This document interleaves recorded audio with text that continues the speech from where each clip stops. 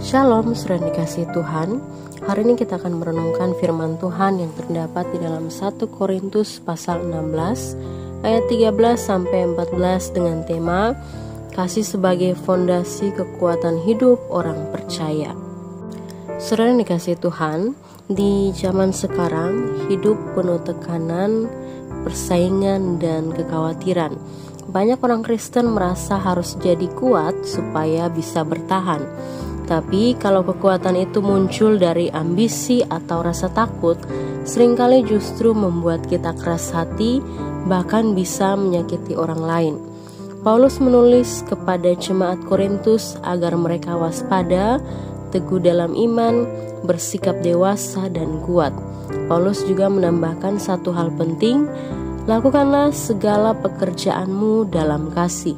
Ini bukan sekedar tambahan, tapi inti dari semuanya. Saudara, jemaat di Korintus waktu itu sedang menghadapi perpecahan dan konflik. Mereka sering bertengkar, merasa lebih rohani satu sama lain dan membanding-bandingkan diri.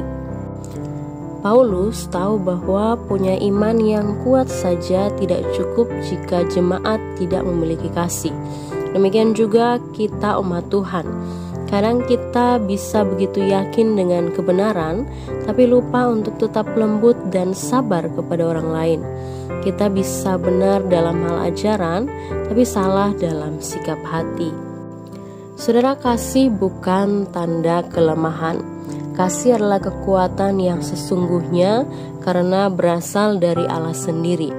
Yesus menunjukkan kekuatannya yang paling besar bukan saat melakukan mujizat, tapi saat ia disalib dan tetap mengampuni orang-orang yang menyakitinya.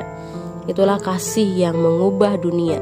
Kekuatan yang sesungguhnya bukan menang berdebat atau memaksakan pendapat, tetapi tetap mengasihi walaupun kita disakiti. Dalam kehidupan sehari-hari, firman ini mengingatkan kita untuk tetap berpegang pada kebenaran, tapi tidak kehilangan kasih.